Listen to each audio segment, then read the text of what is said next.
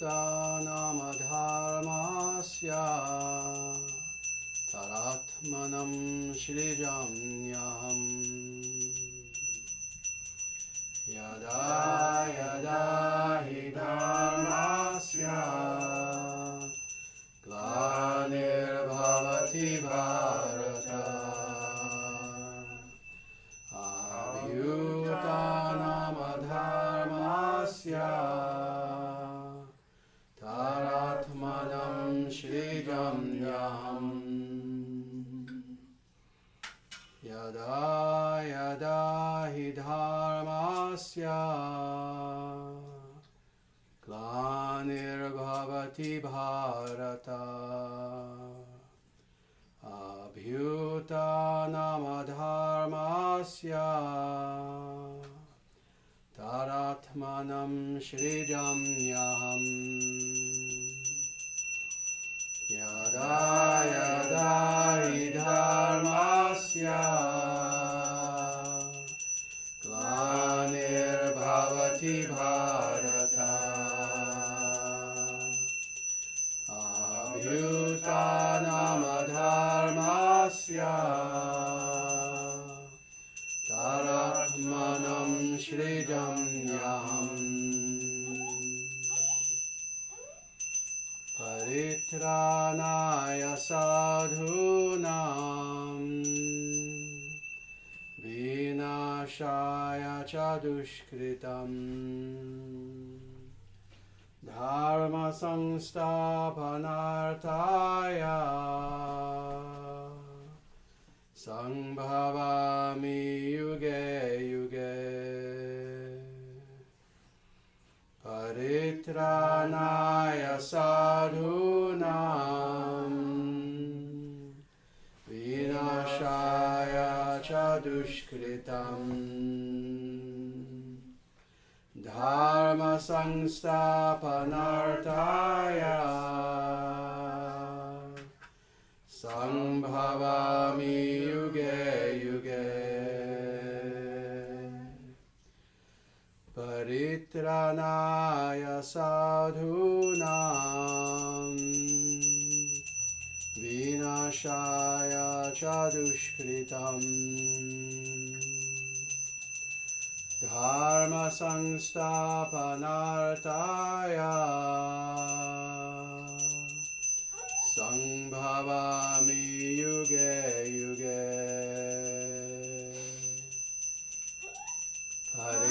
paritranaya sadhunam vinashaya cha dushkritam dharma samsthapanarthaya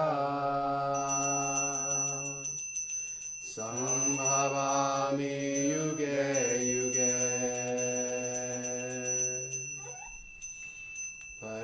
paritranaya sadhunam vinashaya cha dushkritam dharma samsthapanarthaya sambhavami yuge yuge paritranaya sadhunam vinashaya cha dushkritam dharma samsthapanarthaya sambhavami yuge yuge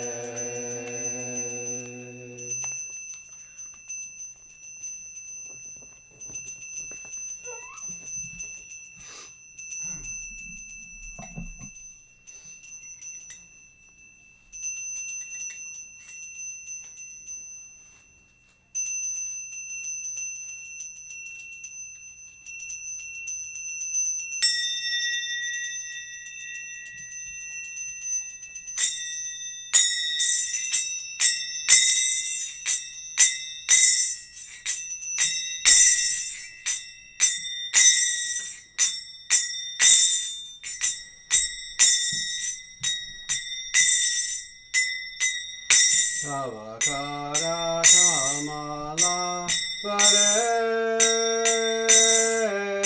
Varenaka Adutta Shringam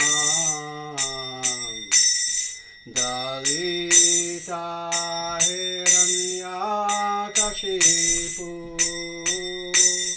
Tanu Vrindam Keshavadritta Narahari Rupa Jai Jagadisha Hare Jai Jagadisha Hare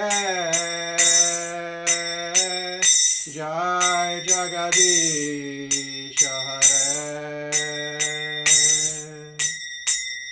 Tavakara Kamala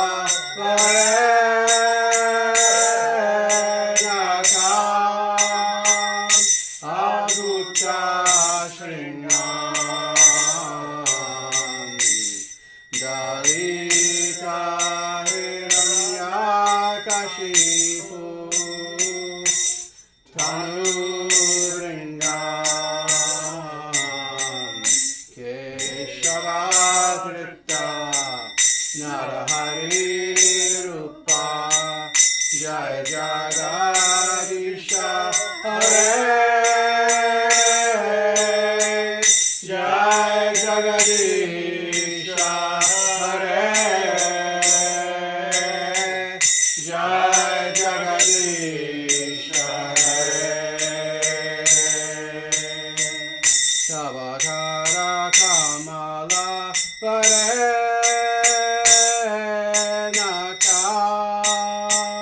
Adutta Shringam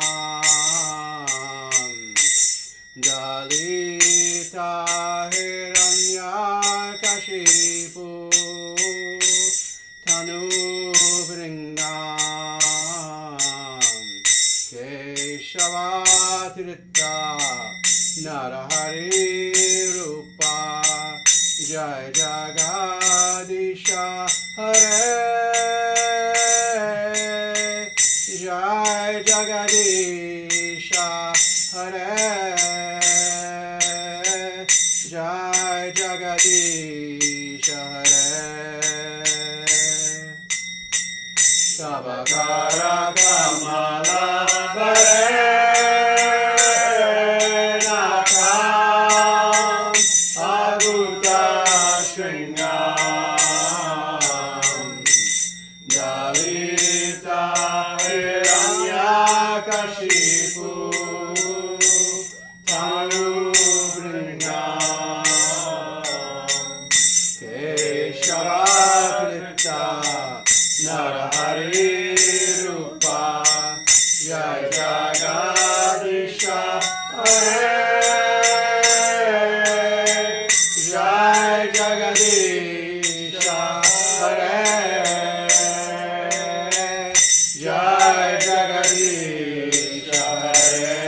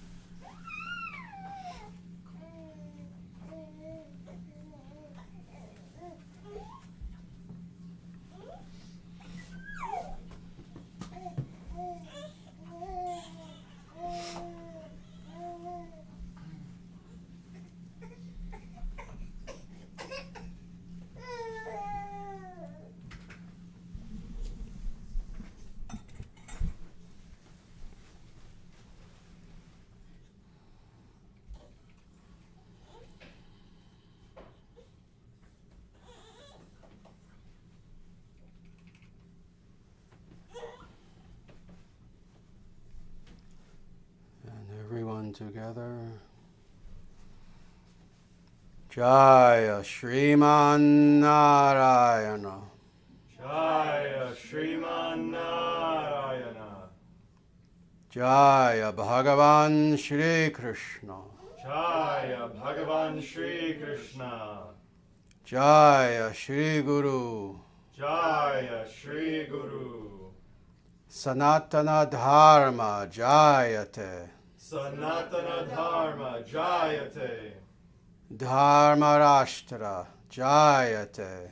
Dharma Rashtra Jayate. Surya Vangsha Jayate. Surya Vangsha Jayate. International Sanatana Dharma Society Jayate. International Sanatana Dharma Society Jayate. Om Hri Om.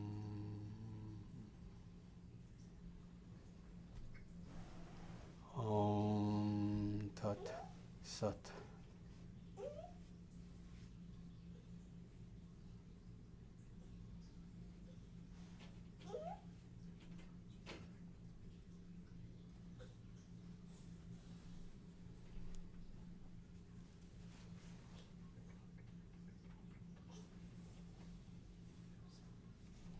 Very good.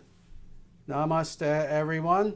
It is our pleasure to be here with you today from our beautiful temple here in Omaha, Nebraska, the world headquarters of the International Sanatana Dharma Society.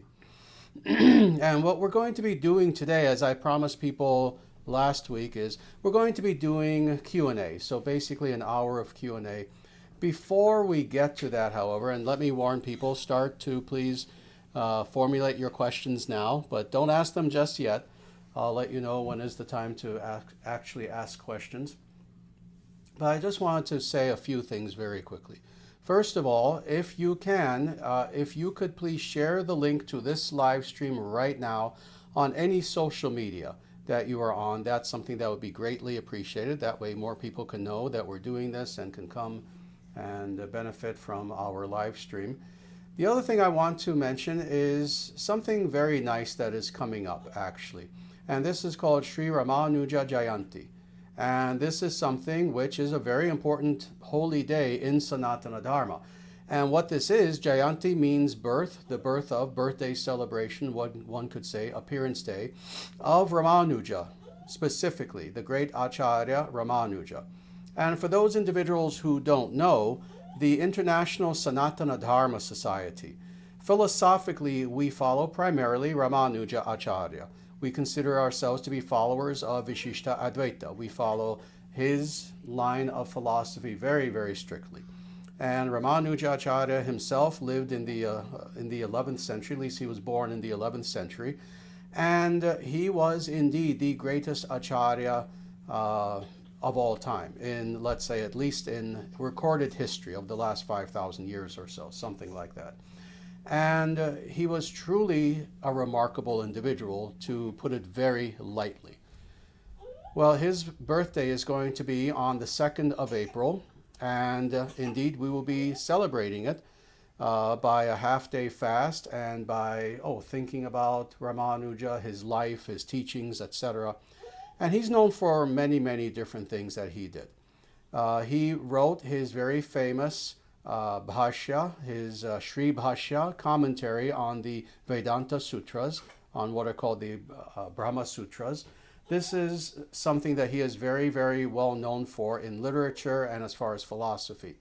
For people who have not had a chance to read his commentary on the Brahma Sutras, please do so. You can find this available. I think it's even available for free online. Don't quote me on that. I know you can certainly purchase it on Amazon and different places where there are translations of his commentary on the Brahma Sutra. But he is the greatest, what is called Bhashyakara in history. That is the greatest commentator on the Brahma Sutras. Greater than Shankara, greater than anyone who has ever written a commentary. And for those who don't know that, well, if you disagree, it's because you haven't read his commentary. It's literally that simple, actually. I've read more commentaries than most people want to know. Certainly I've read the primary three of Shankara, of Ramanuja, of Madhva, but on top of that I've read at least a half dozen other commentaries by people who even a lot of scholars have not heard of. And of all of them, and not just read them, actually, I should take that back. I've certainly read them, but I've truly, literally studied them under the tutelage of one of the greatest philosophers when he was alive. He's passed away now. One of the greatest philosophers on the face of the earth, whose name was Keith Yandell. And he was a philosopher, a philosophy professor at University of Wisconsin. I studied directly under him, actually did coursework studying the commentaries on the Brahma Sutras. And again, anyone who would say, oh, no, Ramanuja's is not the best, that's a clear indication of only one thing: they didn't read it. It's literally that simple. And I've encountered such people. I've had people try to debate me. Oh, no, Shankara's is the best. Oh, Ramanuja, oh, I'm sure he's a guy. And I just asked them the question, oh, so you've actually read the Sri Bhashya? Oh, well, no, I didn't read it, but from what I understand, you don't understand anything if you didn't read it. By definition, that's a non sequitur. If you didn't read, you don't understand. If you read Ramanuja's commentary on the Brahma Sutras, you see that it is by far the greatest. And I've said this to people. When you get a good translation of his commentary into English or whatever other language you might read, but especially in English, you see that for the very first verse, the very first sutra, Atatta Brahma Jignasa, this one very short verse, sutra, he wrote a commentary that in English translation is 90 pages long on that short little sutra. And it continues. He comments on the entirety of the Brahma Sutras. So indeed, he was the greatest of all, certainly philosophers, but also commentators on the Brahma Sutras. He is an individual who, there's a lot that he did. I don't want to go too deeply because we are going to have Q&A. He established the Pancharatra order of ritual in all of the Vaishnava temples. He lived to be 120 years old, which is a very interesting thing.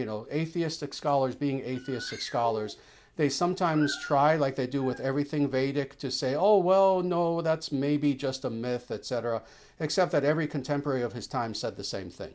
So all the evidence is there. He lived to be 120 years old. And the most important thing about Ramanuja, as far as I'm concerned, it's impressive. He reformed Vaishnava ritual throughout the length and breadth of India by introducing the orthodox standard of Pancharatra. Yes, he wrote commentaries on Bhagavad Gita, major Upanishads, Vedanta Sara, on the Brahma Sutras, etc. But the most amazing thing about Ramanuja Acharya, to me, is the fact that he was a perfect combination of two things.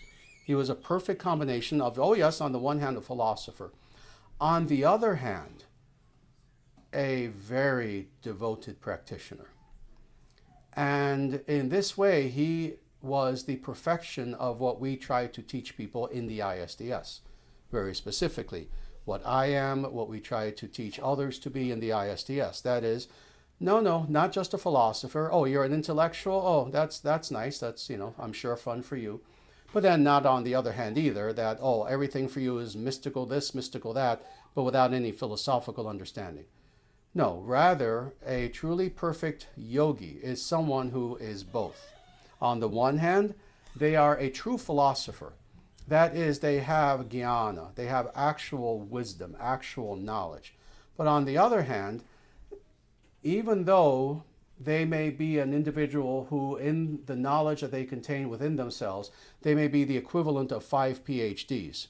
Still, what they look forward to is being able to go to a temple and clean the altar, and sweep the floor, and sing kirtan, etc.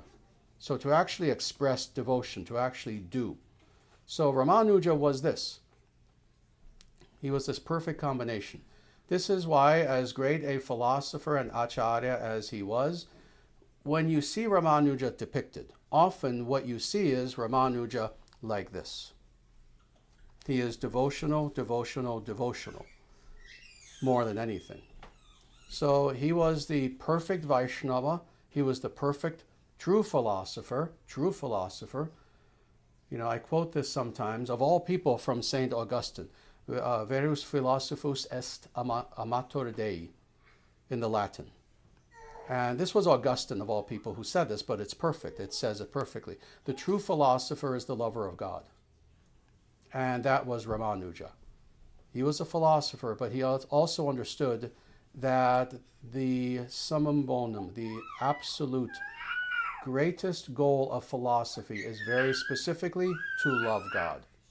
So that was Ramanuja. And we will be celebrating his appearance day on April 2nd. So with that, now let's go on, and I would like to see if there are any questions that anyone has. If there are any questions about Sanatana Dharma, and we're making this completely open. But again, as I always warn people, don't waste your time, my time, the time of the audience. Ask sincere and honest questions. Ask questions, in other words, that are not worthless, childish, philosophical gotcha questions, that are not questions that are pure theory. Oh, if God is omnipotent, can God create a boulder so big that even God himself can't lift it? That's a question for children. Ask questions especially that will benefit your life. This is what you do when you are sincere and you approach someone who actually has answers. I did this. When I approached my gurus, and I had several, and to say they were authentic would be putting it lightly. When I approached my gurus, I either would say nothing, I would not ask a question, or if I asked a question, it would be a good question, a sincere question, a question that would help me to grow. So with that, I see questions are indeed pouring in now.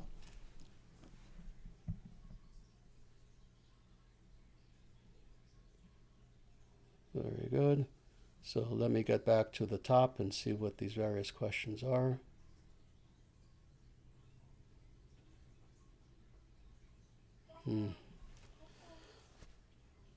Nice. Here, everything I just said about how to ask proper questions, here is a proper question. This very first question is wonderful. And it's apparently one of 4, but I only see the first one here, so I'll address this. Namaste, Acharyaji. How can I make myself worthy to follow this path? I've been an atheist for most of my life and have begun to realize I need religion in my life. And there might be more to the question. Here we go. Actually, let me look at the rest of these as well. That was part 1. Here's part 2. I have tried following asatru for some time, but there is too little scripture and it is not spiritually fulfilling for me. My spirit craves something more, and that is God. And let me just see what the other parts are. Very good. All right. I'm going to get to the other parts in a moment. Let me answer these 2 things first. First of all, as far as asatru, people have heard me speak about this endlessly. We have nothing but good things to say about asatru. Indeed, I've said that a large part of our audience are followers of asatru. Don't know the exact number, maybe a third, something like that, at least, maybe more. And it's very interesting how, of course, they've always recognized in Sanatana Dharma a sister religion. And in fact, not just a sister religion, but as I've tried to explain, indeed, the very origin of their religion, if you go back far enough. Now, of course, there is indeed a little bit of a problem. There is a little bit of a problem when it comes to trying to understand the nature of reality via asatru. And what the problem is not a problem within asatru itself. In other words, it's not asatru's fault. On the contrary, it's the opposite of their fault. Much of the knowledge is gone. Much of the knowledge is missing. It was taken away. It was destroyed. And that primarily by Christianity, let's say by the Abrahamic onslaught that took over Europe. And as a result, there's very little that's there now. There's a tiny fraction of what should be there. And more than that, let's say that we even somehow, somewhere in a cave in Iceland, let's say, if someone were to go and they discovered this multi-volume collection of books explaining the full philosophy and worldview in a systematic way of asatru, there would still be a problem. That would be nice. Oh my Lord, I would love to have such a thing discovered. But there's still a problem. And what that problem is that there's no living tradition. And sadly, it doesn't matter what people say. It doesn't matter if people, because I know the history of asatru. It doesn't matter if some people want to pretend that, oh, no, there was a hidden tradition that no one knows about. It was, carried down from generation to generation. We hid from the Christians. No. There is no living tradition. There is no parampara. There is no unbroken lineage that is there. So as a result, what do we have? We have the very rudimentary elements of Sanatana Dharma. And when individuals try to follow it, some people are satisfied with just the rudimentary elements. That's perfectly fine for some people. But for individuals who indeed want to go very, very deeply, they find themselves frustrated. And especially those individuals who are looking not just for wonderful stories about the gods, which, they are there. There are some wonderful stories. Not just a few, let's say, rituals maybe that might be found, some customs, etc., an ethos. But for those individuals who are looking for true metaphysics, looking for ontology, those individuals who want real philosophy, what is the nature of ontology and all the distinguishing attributes of various strata and categories of being? That doesn't exist. And then, finally, of course, what is divine ontology? What is the nature of God? And God, we're using that word necessarily because we're in the West and speaking primarily to a Western audience. No, that which is the absolute. Philosophically, every school understands, every real school, that ultimately there must be an absolute, that which is at the zenith of all reality. That's it. Well, we have to imagine, of course, followers of asatru 2,000, 3,000, 4,000 years ago, like every other people upon the face of the earth, also must have had this philosophical idea of what is that zenith, what is that source origin of all. Well, none of these are addressed within asatru, very unfortunately. So it's interesting, like Buddhism, there are many Westerners who will become Buddhists. And I've said this before. I've known, hundreds and hundreds, if not thousands, of Western Buddhists. They will become Buddhist, but then that God element is missing. And it makes them very sad. It makes them very uncomfortable, to the point where most Western Buddhists will call themselves Buddhists. They'll even be very specific. I follow Theravada, I follow this, I follow that. But they'll still tell you, but of course I believe in God. Well, the same thing has been there, I've seen with asatru individuals as well, that they're still missing that element of God. So indeed, for those individuals who want to go a little bit deeper than what is currently available in the literature as far as practice, etc., yes, you definitely want to follow Sanatana Dharma as much as possible. Now, to address your first question, and that is that you've been an atheist all of your life, but now you understand the need for religion. How do I make myself worthy to follow this path? By following the path with absolute sincerity and honesty. This is why I stress this again and again and again. You see, before we even took questions today, I warned people, not for anything else, but for their own sake. If you're going to ask questions, have it be honest. Have it be an honest question. Don't play internet games with something that precedes the 25-year history of the internet, 30 now, I guess, by an eternity. Don't play games. Don't play internet games. If you're going to ask questions, be honest with your questions. Be sincere with your questions. Have humility such that you will then receive the true answer. Well, in the same way, the way that you can make yourself worthy is that as you traverse this path of Sanatana Dharma, be all those things.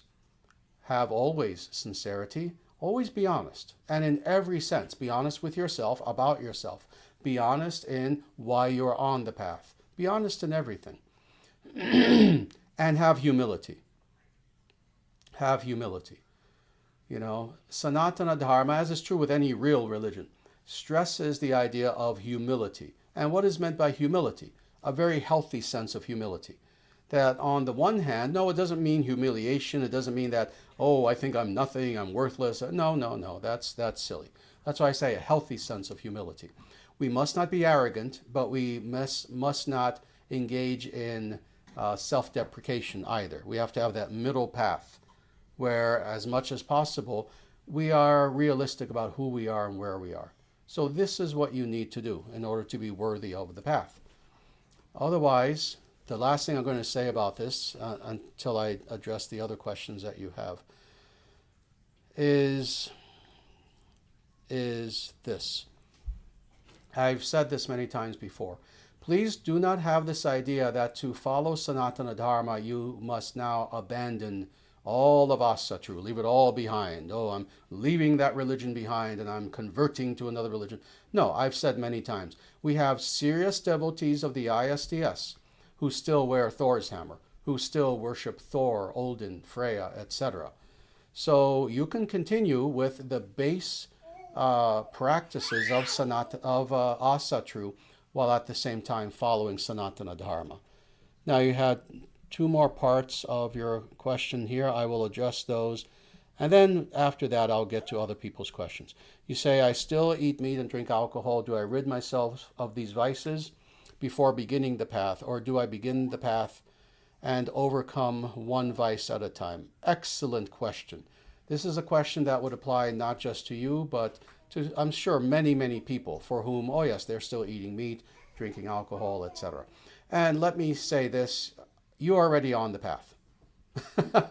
You are on the path. The fact that you are here, engaging, taking part in our satsanga, asking sincere questions, and more, hopefully you have our books and you're starting to read them, etc. You are already on the path. As far as these vices, yes, they do need to be given up at some point. And I've spoken specifically to many Asatru people about this. Oh my Lord, I had one person try to tell me, oh, I'm a member of Asatru. My religion says we have to eat meat. Nonsense. Nonsense. That's nonsense. In fact, I believe we spoke about that the last time a little bit. No, the vegetarianism is something that's universal. It's universally found, but there are certain sectors of any given population who are not necessarily 100% vegetarian. So warriors, for example, tend to not always be vegetarian. But if you're talking about being a serious spiritual practitioner, then you have to be vegetarian. So indeed, vegetarianism and avoiding all intoxicants. That means alcohol, that means all drugs, etc. That means also tobacco as well. These things are to be given up. Now, as far as when you give them up, you're already on the path. Give them up in such a manner, and this is the principle. Give them up in such a manner that once you give them up, you will never take them up again. This is why for some people, just going literally cold turkey, oh, that might work, but for some people it doesn't, because they still have that craving that's there, versus giving these things up little by little. The important thing is that once you give them up, you will never take up these things again. Once you give up eating meat, fish, and eggs, you will not eat these things again. Once you give up alcohol, you will not drink alcohol again, etc. So as far as how long that will take you and when it should happen, that's according to you. But again, according to you, in accordance with sincerity, honesty, and humility. So in other words, you need to gauge yourself. If you know that, oh, it might take me 3 weeks to give up all meat, I'll give up red meat, then all meat, and then fish, and then eggs. Oh, all right. It might take you 6 months. However long it takes you, you need to be honest with yourself about this and have an honest assessment. Same thing with alcohol, etc. But indeed, these things do need to be given up. Very good. And the last thing you say is, I wish to join the ISDS one day, but currently feel I am not worthy with where I am in my life. Thank you for these live streams. They always make my day. Wonderful. Thank you for saying that. Thank you for saying that very much. And this is why we do these live streams, because we know that it helps so many people throughout the world. And let me tell you that, again, this addresses the very first thing that you said. You are worthy. You are a follower of Sanatana Dharma. You see, a lot of people have this idea that what it means to be a follower of Sanatana Dharma is that you must be a perfect follower. You have to have that as your goal, but it doesn't mean that right now, if you're not perfect, oh, I'm not worthy and I I can't do anything, etc. No. No, begin now. Begin to see yourself first and foremost as a follower of Sanatana Dharma. I am telling you as the Guru, see yourself as a follower of Sanatana Dharma, but you're taking baby steps. But you're a follower. But of course, little by little, you want to begin to do the practices.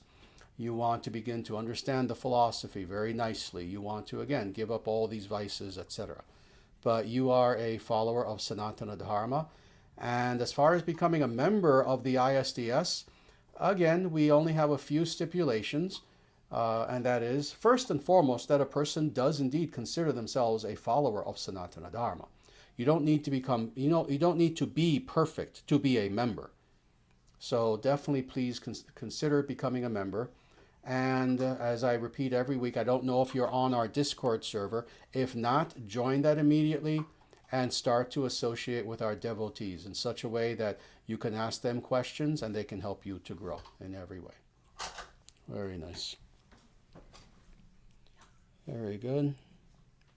So with that, I'm going to go back up the chat because there were a few more questions here. I don't want to miss any.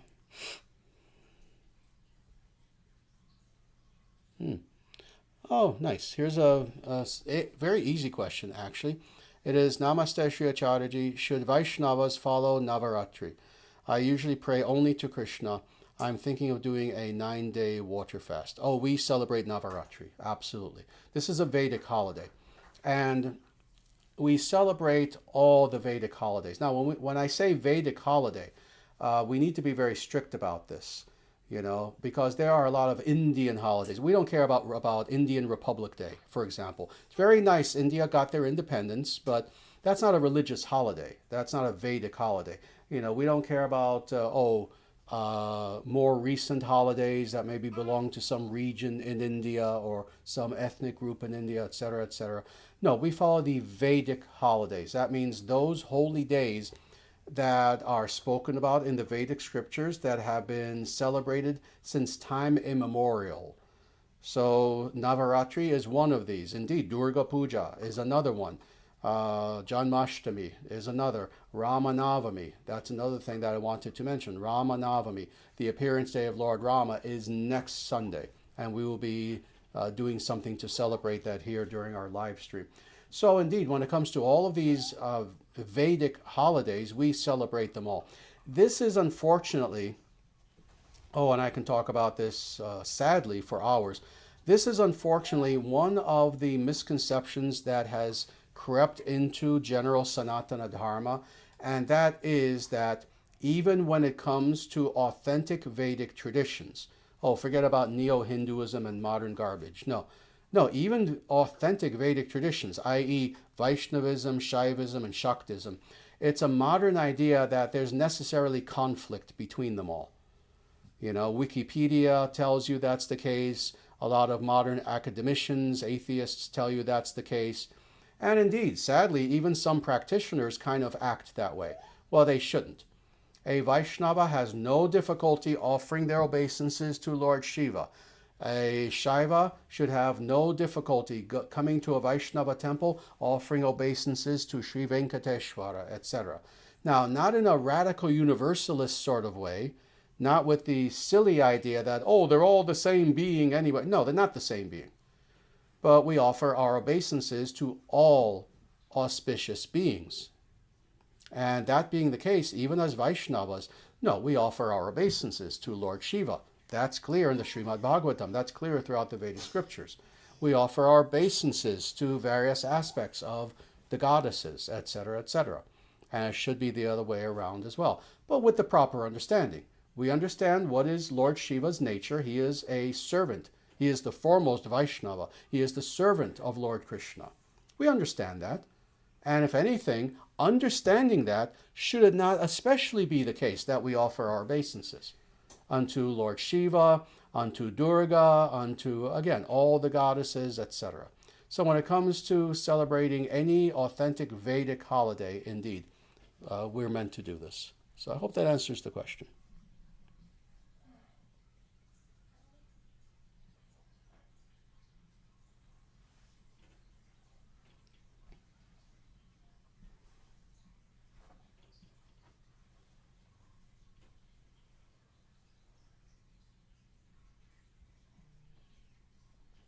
Very good. I'm going to skip one or two of these questions because they're more academic than anything. I don't answer academic questions. That's for a professor. I'm not a professor. Thank God. Very good. Give me a moment here.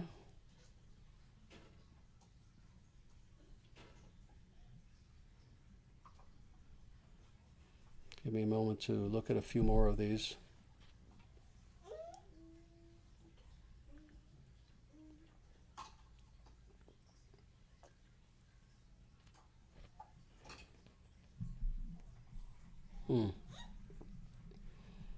Very good.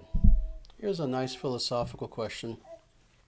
Namaste, Sri Acharyaji. Why is it that in Bhagavad Gita, chapter 14, verse 3, Brahman is described as, quote, the total material substance called Brahman? It almost sounds like Brahman is being described as an aggregate of prime matter rather than immaterial spirit. I think I must be missing something. Thank you. Very good. Good question.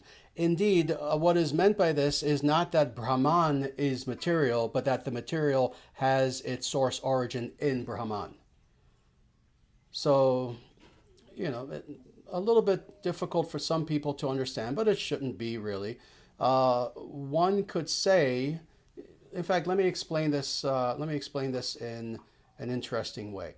One could say that all things ultimately are Brahman. Now, that sounds like a very Advaita sort of statement, doesn't it? Well, if it's understood in its proper source, then it's not, in its proper sense, it's not Advaitin at all. Rather, what is meant by, all things ultimately are Brahman, is that Brahman, i.e. God, is the source origin of all things. So if you were to take any existent thing, including even material things, including even quite literally anything that is lifeless, and if you were to trace back what its ultimate source origin would be, that would be God. That being the case, even that material thing has no existence without God as its source origin. So that is what is meant here. That indeed, it's not that Brahman is material, it's that the material is sourced in Brahman, sourced in God. So I hope that answers the question. Good. And I forgot to say, actually, if there are also any questions here that anyone here has in our local congregation, don't feel shy. Just raise your hand if you have any questions that you would like to ask at all. And you can raise your hand at any point. Any questions? No, you're good? All right, very good. With that, then let me look at some more of these questions that are here in the chat.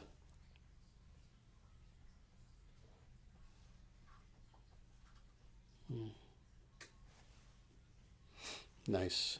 Very nice. Here's a very nice, again, very good question. And it is Namaste, Sri Acharyaji. How do we better understand and come to some internal resolution about the harshness of what can happen to some people in this life and find strength and love in those times? Now, that is a very good question, and again, a very real question, not just some theoretical academic question. This is very, very real. Because, again, we know that Sanatana Dharma is very realistic about this world.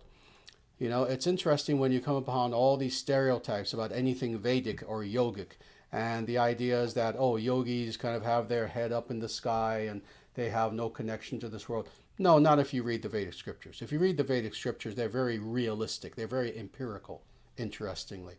And one of the things that the Vedic scriptures explains to us is that, indeed, this is a realm in which, we can have happiness, we can have joy, but then it's guaranteed we also are going to experience at some point or another the opposite as well.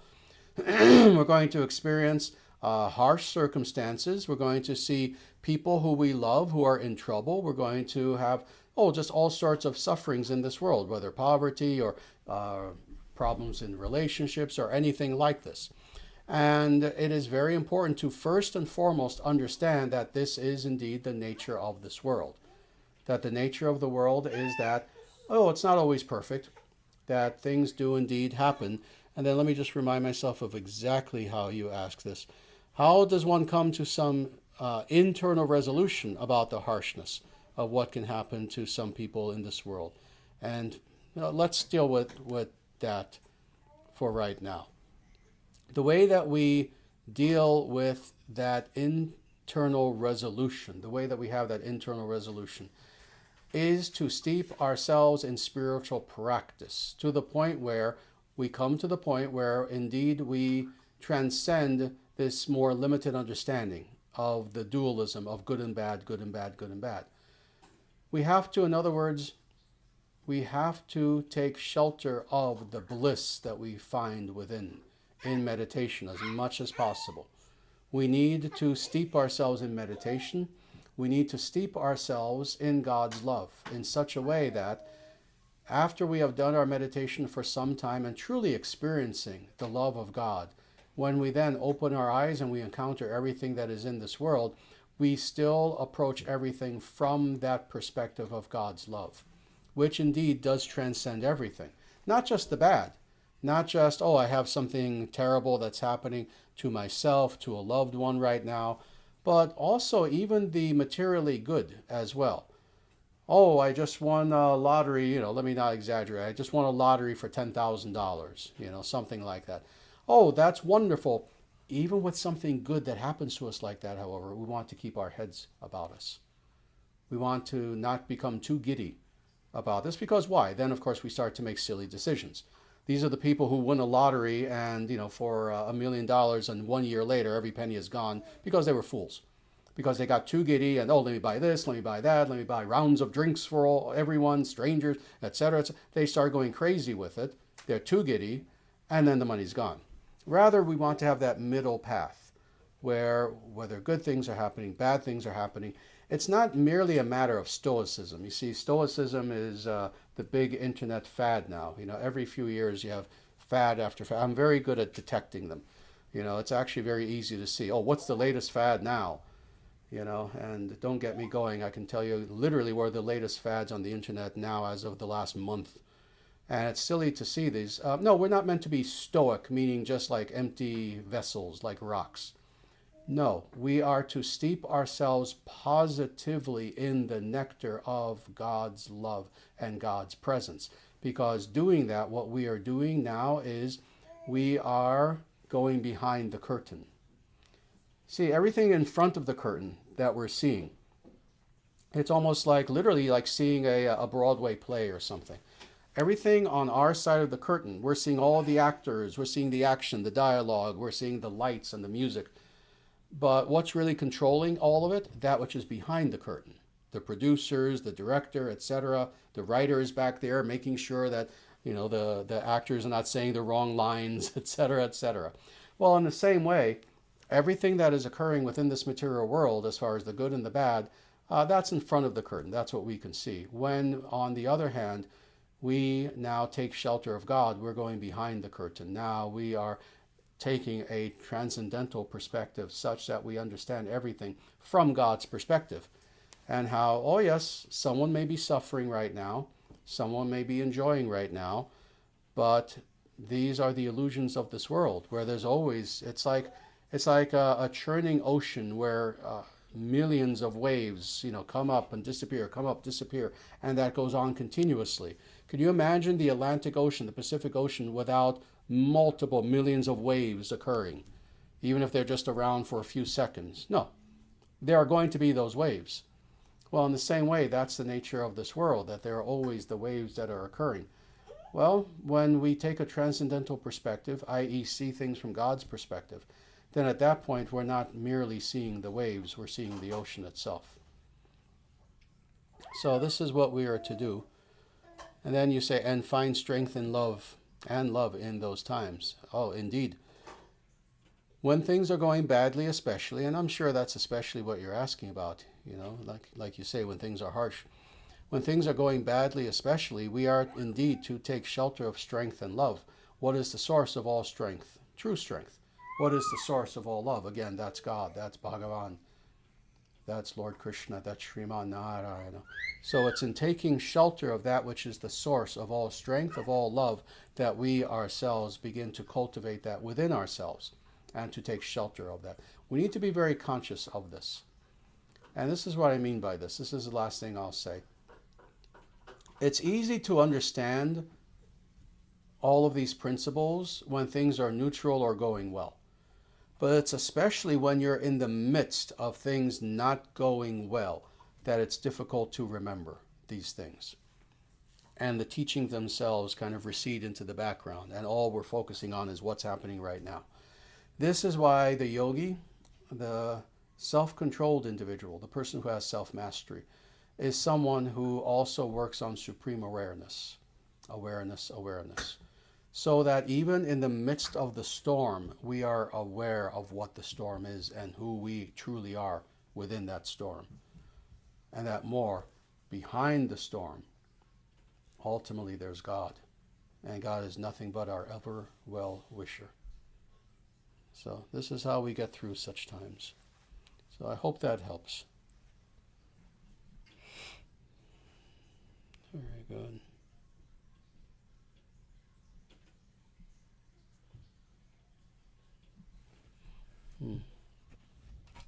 Very good.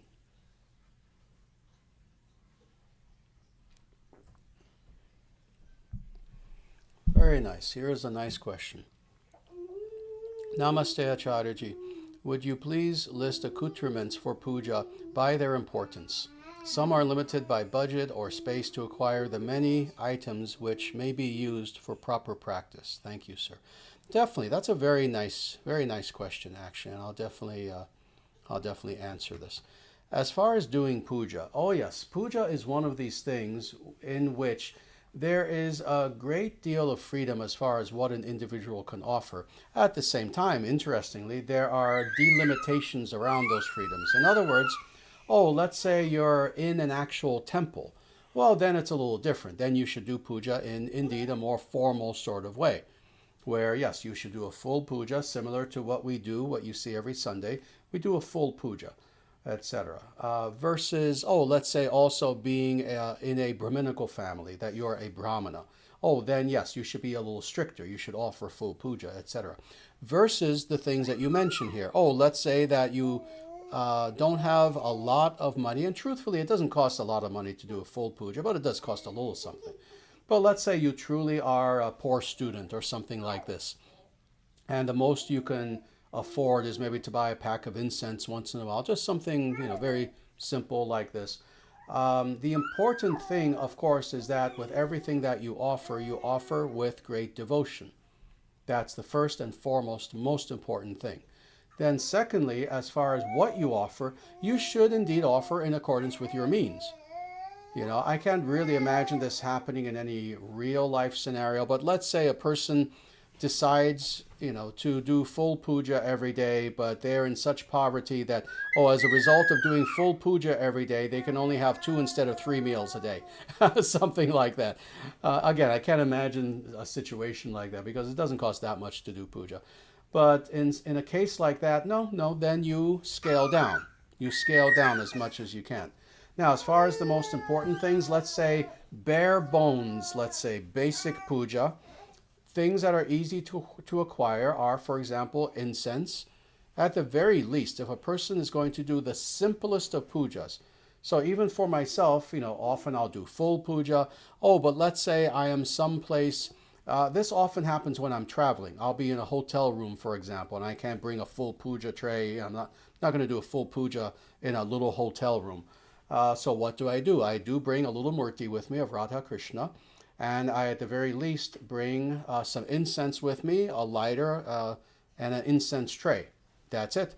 And as I'm in the hotel room, I will just light incense, offer it, and do my sadhana, etc. And that's it. Very, very simple. So a person can even do something as simple as this. As far as those things that are of most, how do you state it here? A list of accoutrements for puja by their importance. I can try to give you a little list like this. Again, incense is the most basic thing that you can offer. That certainly is something that's easy. Water also is very nice to offer, but you have to make sure that you have a pure vessel to offer the water. You can't just use a glass or a cup that other people have drunk from, etc. It has to be something dedicated to the murti. Flowers are certainly very nice. If you have any sort of flowers, a bouquet, anything like that, you can even just take one little flower itself individually and offer that. Another thing that is nice to offer is, of course, food. And this can be anything from an elaborate meal that you can cook from scratch, and it has to be completely sattvika in nature. That means certainly purely vegetarian, no meat, fish, or eggs, but also no garlic, onions, or mushrooms can be in the food whatsoever. And that being the case, you can cook a meal, you can offer that, or you can do something as simple as take a handful of almonds. Again, put them in a nice cup, a nice vessel that's used only for that purpose, and you just offer those. And then afterwards you partake of the almonds as prasada. So indeed, there are ways of doing puja in a very simple sort of way. The important thing is that it's done with devotion and that it's done daily. That's done as a sadhana every day. So that's the important thing. Give me a few moments to just look at these questions.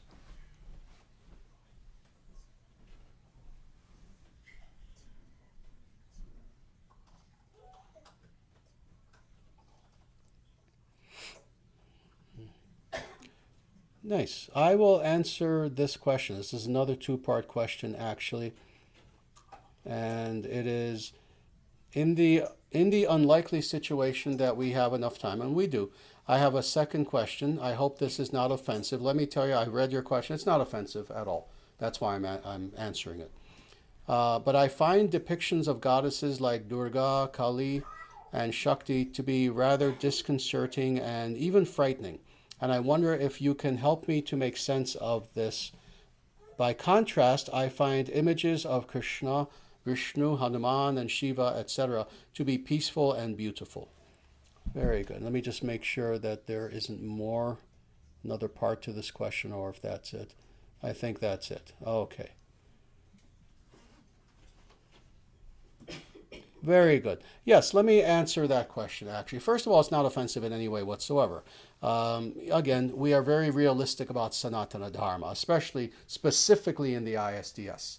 We're very realistic about this. What was it? Last week, for example, someone asked about animal sacrifice. I answered the question in a very real way. Didn't try to deny it, but on the other hand, I made it very clear that the number of rituals in which you use animal sacrifice are so tiny to the point where it's barely even worth talking about. In the same way, I'll be very, very realistic about this. Yes, you find such images, and what you are talking about are very specifically, let's say, various goddesses in their wrathful form. So Kali, for example, even Durga, who is a warrior, and she'll often have many different weapons, etc. And you find such things to be a little bit frightening, disconcerting, etc. Number one, there's nothing offensive in thinking that way. They are frightening. They're meant to be frightening. These goddesses are killing demons. They're destroying demons. They're attacking demons. That being the case, they purposefully make themselves frightening. At the same time, it's important to understand that they are good beings, in and of themselves, as far as who they are. But at the same time, if you find that you personally do not have an affinity towards such imagery, then avoid such imagery at all costs. So this is why, for example, people have asked us, this general question, so do you in the ISDS, do you worship Kali? And people have never seen us worship Kali. I don't really speak about her in any way other than if someone asks a question. We don't do Kali pujas or anything like that. And I've explained why, that this is the Vaishnava standard. We accept her and respect her as a divine goddess. But to quote Prabhupada and other great acharyas of the past, we respect her from afar. So in other words, what her area of concern is not our area of concern. Rather, indeed, we find ourselves supremely attracted to those aspects of God that are indeed beautiful. That is Krishna, Rama, Narasingha, Sriman Narayana, etc. So indeed, there's nothing wrong with the fact that you find yourself not very attracted to these more, let's say, wrathful images. And if you find yourself attracted to Krishna, that is a blessing upon you. That being the case, worship Krishna the way that we do. So you're welcome to indeed follow Sanatana Dharma. You do not need to ever think about other gods, goddesses, etc. Only if you want to. Again, you don't need to, unless you truly want to. You can focus on Krishna exclusively. There's absolutely nothing wrong with that. So I hope that answers the question. With that, let me see if there are any other good questions that are here.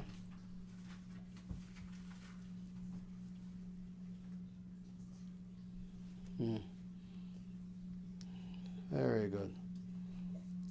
Good. Here are two questions from the same person.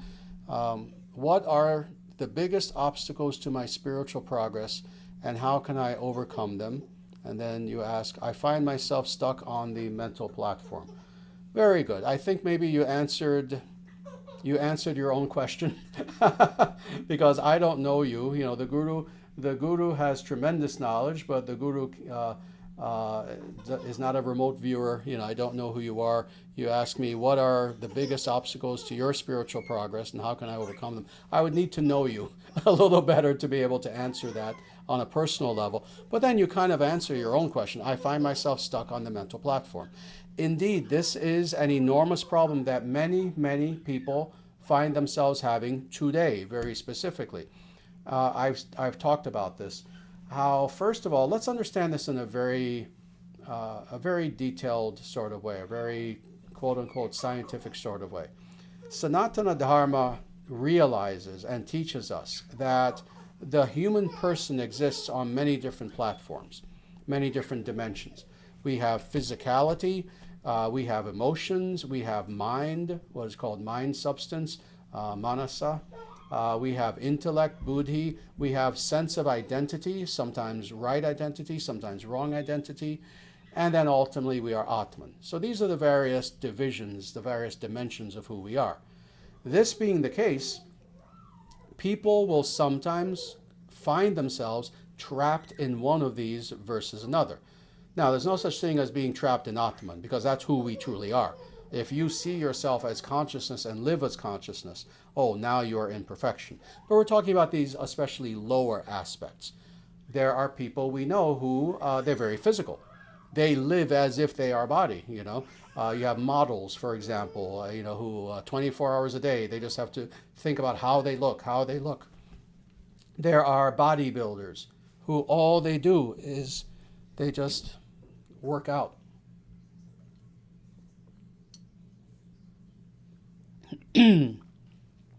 They're constantly lifting weights, working out, etc., etc. Athletes. There are some people who they live as if they are the body, and they're kind of trapped in their body. There are people who, God help us all, live in their emotions. And they take their internal anger and sadness and giddiness seriously to the point where they act as if that is who they are. And we've all known some people like this. And again, I say God help us, and I truly mean that. Because all that these people are tornadoes of emotion. And they seem to be stuck in that. Then there are people who indeed, they are mental. What does that mean? They're constantly thinking, not just thinking. There's a difference between mental versus intellectual. If a person is mental, it means that they are trapped in their mind. And what does that mean? That often means fantasy. That means images, that means memories, that means all of the various contents that are there within the storehouse of mind itself. So that's what it means to be mental, especially. And hopefully, maybe this applies to you and what you mean by the mental platform. Because strictly speaking, this is what is the mental platform. It means all of those contents, items, data, etc., even sense impressions that are there within the storehouse of mind. So indeed, this includes a lot of fantasy as well. If a person finds themselves constantly daydreaming and fantasizing about all sorts of things, good things, bad things, stupid things, made up things, etc., etc. What could have been, what should have been, I should have done this, I should have done that. So living in this fantasy realm, that's a person who is mental, specifically.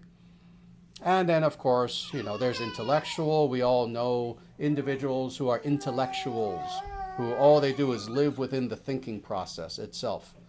And then, finally, as far as the lower echelons, identity. There are people who they revel in, and by identity in the material world, mostly that means false ego. They revel in who they think they are, and that's everything that's of importance to them. So, indeed, you're talking about being stuck on the mental platform. How does one cease to be stuck on the mental platform? You don't ask this overtly, but I assume that you know that this is a problem. First of all, how you alleviate this is by first understanding exactly everything that I just explained to you, what it means to be stuck on the mental level, so that now you can look at this problem from afar. You can literally kind of separate yourself from it and look at it. Well, this is what it means to be stuck on the mental level. That rather than living a balanced sort of life in which you are living through all of these various dimensions of who you are, using them as tools so that you can have a better life, you're stuck on the mental level, meaning the realm of fantasy, of data, of information, etc. Well, this is the first thing, is that you have to understand what that means, what that looks like, and what the problem is. Now, how do you get out of this? By cultivating all the other aspects of who you are. Now, it's interesting, someone who has half spiritual knowledge, they have half, not full. What would they say?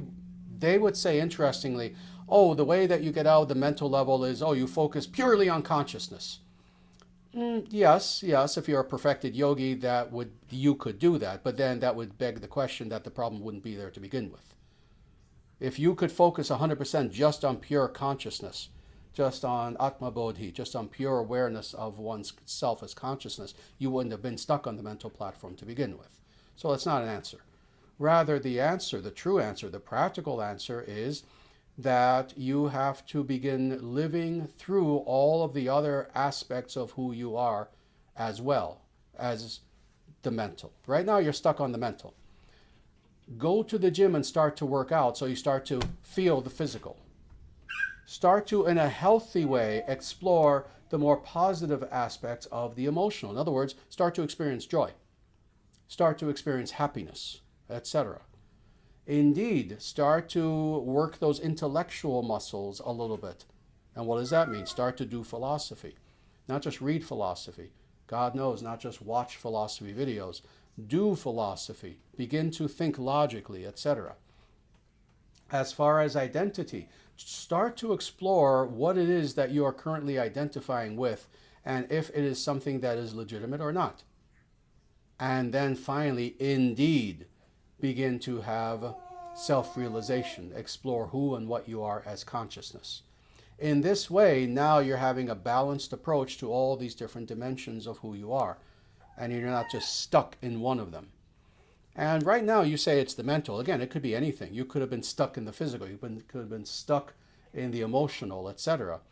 No, don't be stuck in any of them. Rather, use them all effectively in such a way that you're using these all as tools. So that's what you need to do.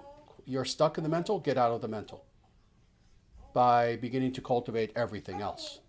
And in this way, you'll have a balanced life. So I hope that answers the question.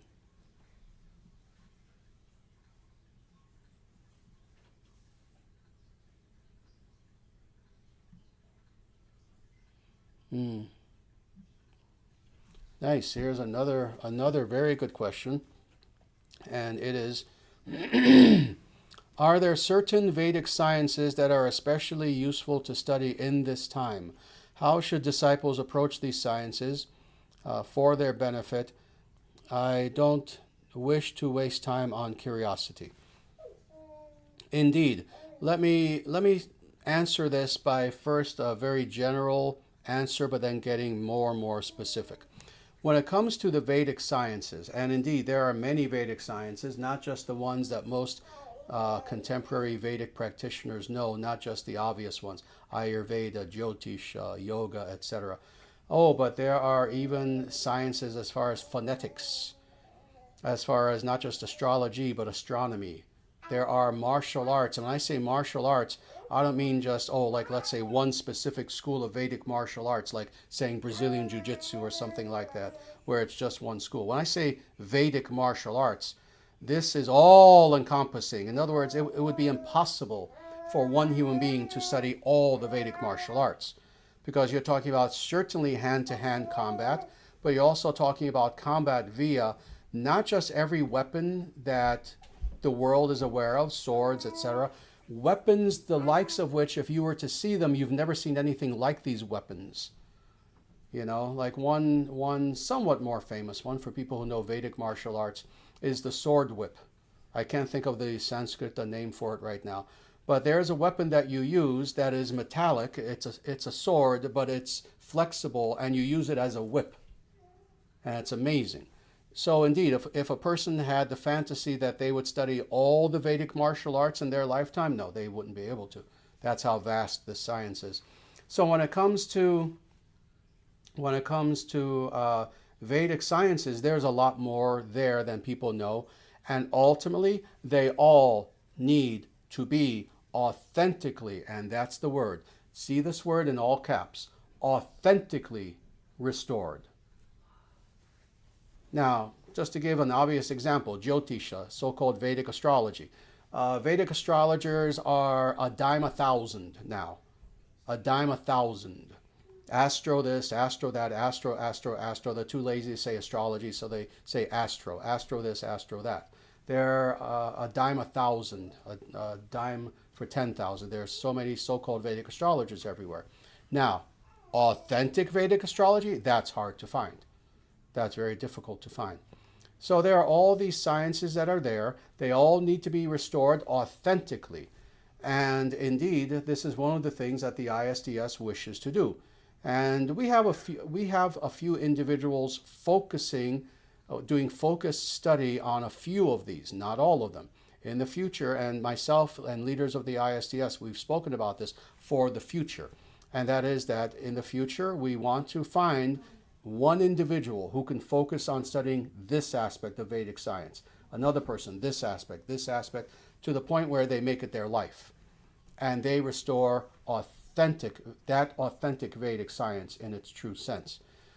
And what are some of these? Because that's what I believe you're asking. Well, I mentioned a few. Jyotisha is one of them. We need individuals who can study Vedic astrology in accordance with Surya Siddhanta, for example, with one of the most important actual texts on Vedic astrology, and all of the other texts that are there. There are so many traditional Sanskrit texts on Vedic astrology that it's amazing, actually, and some of them written by truly great rishis of the past. We need individuals who can study these in the original source literature, study true Vedic astrology, and revive it not as a way to just make money, but truly as what it's meant to be, a spiritual tool. Yoga. We need to restore authentic yoga, and how we are fortunate in the ISDS. We have an individual who is indeed studying authentic yoga. She's not done yet.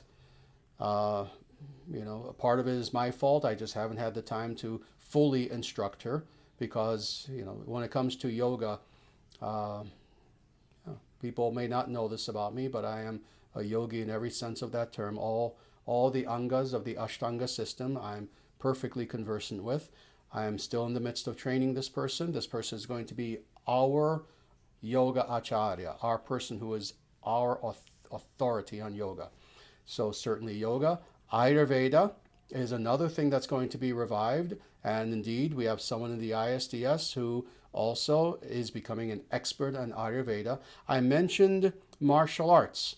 Indeed, we need to restore this Vedic science of true martial arts in every sense of that term, which I spoke about a short time ago, and that means every single aspect of it, and on in this way. So indeed, we need to eventually revive all of these.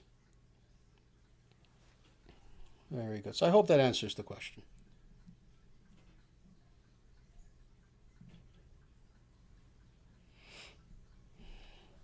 Very good.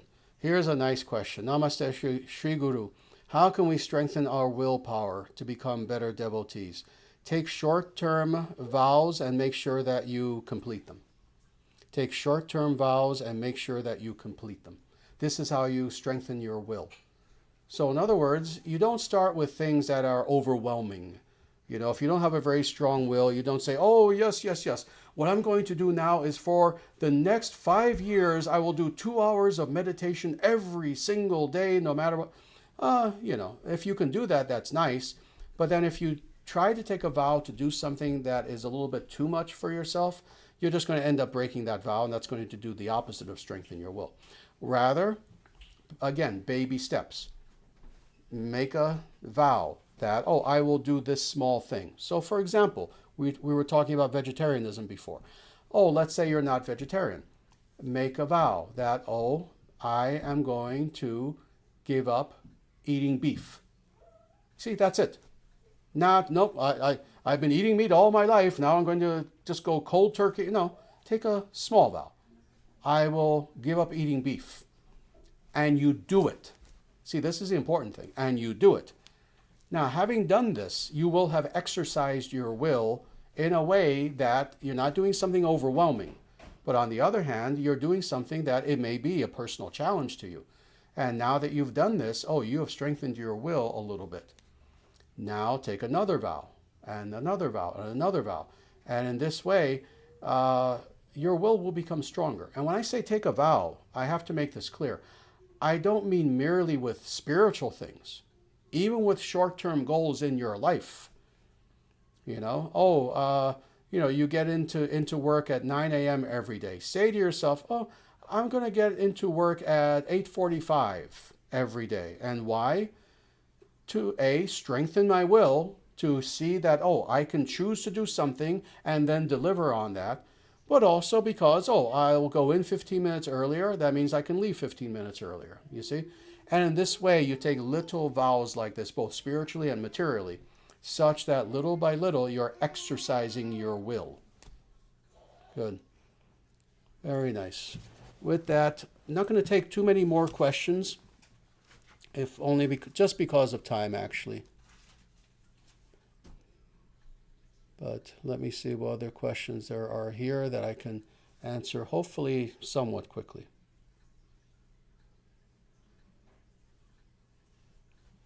Someone here in the comments says, I would love to see Jyotisha restored. Oh, indeed, it will be. It will be. It will all be. Vedic architecture is going to be restored. Vedic everything. Again, there are so many sciences. In fact, rather than giving you a list, let me just say this. If you think of any legitimate science that exists today, a legitimate science, not made-up sciences, not scientific socialism, you know, things that are made up. No, actual empirical sciences that are there. General categories. Almost anything you can think of also exists Vedically as a science. Someone made a nice comment here. Vedic engineering. There is such a thing as Vedic engineering. Are people aware of this? There is such a thing as Vedic engineering. There's Sthapatya Veda, and Vastu. These are the sciences of architecture, but also city planning. These are Vedic. There's also Vedic engineering that people aren't aware of, and on and on. So there's Vedic biology. There's Vedic surgery, and on. There's Vedic psychiatry. So basically, any general category that people can think of, that is a legitimate category today of a science, it exists Vedically as well. So yes, they all have to be restored. All of them. And again, practically. See, it's interesting. Again, the ISDS, we're different from other Vedic movements in that we're real. And what does that mean? That means that we look at certainly the spiritual. The spiritual is the foundation of everything. But we're also very realistic about this as well. I've said this before. Oh, you're going to create a Vedic civilization? What does that mean? Oh, we're all going to be meditating together and levitating. That would be nice too. But a civilization means you better know how the sewer system runs. You better know how to fix the city streets. See? Practical. Practical. But knowing all this, you must do all this in a Vedic sort of way. So indeed, all these sciences are there. Very nice. Very nice comment here. Namaste. Thank you for yet another live stream. I learned so much from listening to questions and answers. I am so appreciative of the teachings on this channel. Well, thank you for that wonderful comment, and it's wonderful to see you here. I won't say names. Someone else here very nicely says, I'm down to eating only chicken. Hopefully, I'll be vegetarian soon. Wonderful. Congratulations. That is absolutely wonderful. And indeed, I've spoken about this, that I feel it's better to take your time with it, cut out one kind of meat and then another, to ensure that once you're completely vegetarian, you will be vegetarian for the rest of your life, versus taking a fanatical approach, which I've known many people who have done this. That, oh yes, yesterday they were eating Big Macs, literally, and today, oh, Sanatana Dharma, oh, this is great, that's it, I'm becoming vegetarian right now. Oh, and it doesn't always last when you take a fanatical sort of approach like that. Rather, when you go a little bit slower, then it is a lifestyle change, such that you will now be vegetarian for the rest of your life. So, very nice.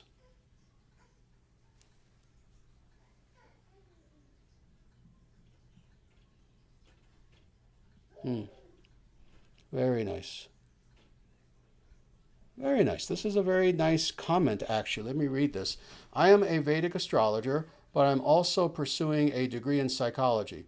I follow Jungian since I feel it's closest to my worldview, that is positive psychology.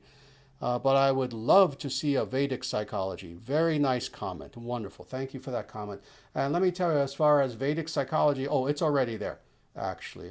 This is an aspect of Ayurveda, where there is Ayurvedic counseling, psychotherapy, etc. And as far as what you said here about Jung, oh, Jung is infinitely better than Freud. Freud was one of the biggest frauds. Freud was a fraud. He was one of the biggest frauds in human history. It's mind-boggling. Don't get me going on Freud. Jung was better, without doubt. But indeed, yes, someone here in the comments says Vedic psychology is covered in Ayurveda. It is indeed. So it's not a matter of having to create a Vedic school of psychology. It's there, but it's very little known in the West. That's the problem. So indeed. And very good. And I believe that's it for the questions. Very nice. We got through all of the questions other than a few, like I said, somewhat academic ones, which, I don't answer academic questions. I'm not a professor. Never desired to be. But with that, again, we will stop here. And I'm very, very, very happy that so many people could join us and ask so many wonderful questions. I'm going to give people one more chance. Would anyone here like to ask a question, or are we all good? We're good? All right. It looks like it. Very good. All right. Well, with that, again, let's end here. Let me just make a few very quick announcements. First of all, as I mentioned, every week we have a Discord server. For people who don't know what that means, it's a discussion forum. So we have a community online on Discord specifically. It's called the Dharma Nation Discord server. If you would like to join that, oh, that would be wonderful. We have many hundreds of ISDS devotees there. And what it is it's online discussion that happens live. You can use the chat. Sometimes there's a voice feature as well. We have different discussion groups where people will discuss live. But this goes on 24/7. Quite literally, there's discussion taking place all the time. And it's because the ISDS, the I part of ISDS is international. Oh, we are international. We have people in nations throughout the world. So as people are sleeping in America, devotees in Europe are having their discussions and on like this. So if you would like to join a discussion forum on authentic Sanatana Dharma, no speculation, no rancorous debates, no egos flying, in my opinion, blah, blah, blah. No, if you want to come to a place that's positive, that's good, where you'll have wonderful individuals who will encourage you in every way, join our Discord forum whenever you can. The other thing is, please go to dharmacentral.com whenever you have a chance. That's our main website. and you'll see many of our books are available there. So for example, here I have our latest book that came out, which is Taking Refuge in Dharma. This is actually the third edition of an older book, but it's expanded by at least twice the size of the previous edition. We have that available, as well as Sanatana Dharma, the Eternal Natural Way. So many of our books that are available. I sadly always forget to mention this, but on my right, there is also another book that is here all the time with every live stream that we do. And let me just mention this, because maybe people have been coming recently and they're wondering, oh, what is this book?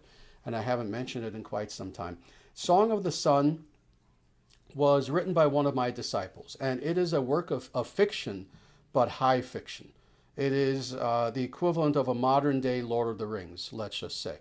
The work itself is truly astounding, truly amazing, and it is, I would say, having not just read it, but helped in small ways with it during the writing process, it is the philosophy, the worldview of the International Sanatana Dharma Society in fiction form, in literature form, in the form of a great epic. So when you have a chance, this book also is available on Amazon, Song of the Sun.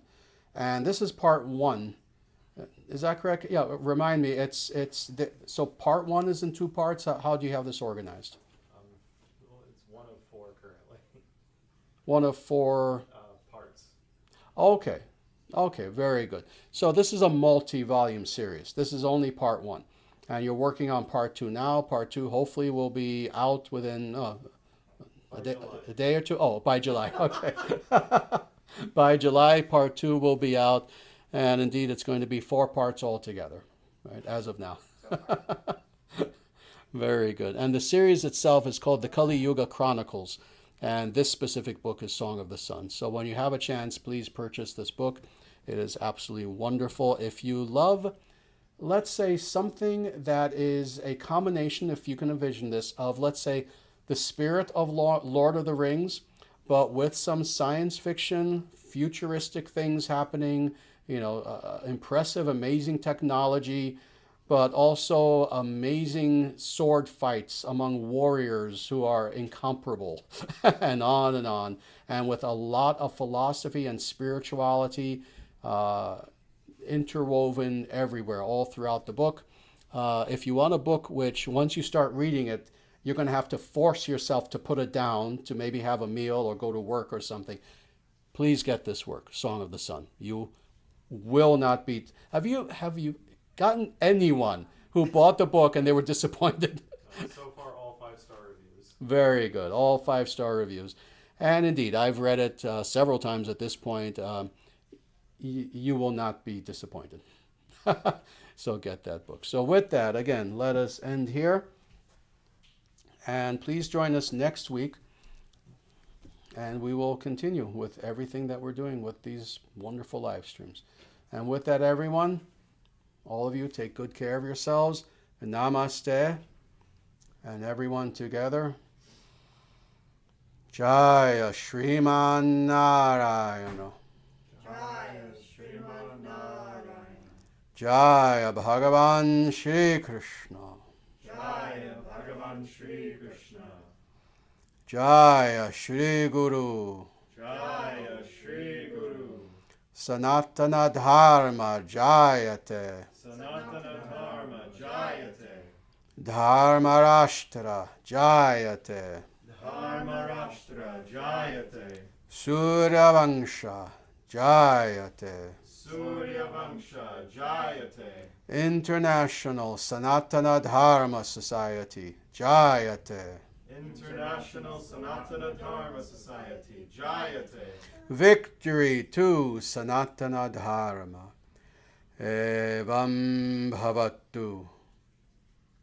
May such victory be so. And as certain as it is that the sun will rise tomorrow, such victory shall be so. And everyone, I leave you again with these important words of Bhagavan Sri Krishna from Bhagavad Gita, chapter 18, verse 66. wherein Krishna says, Ma Shuchaha, do not fear.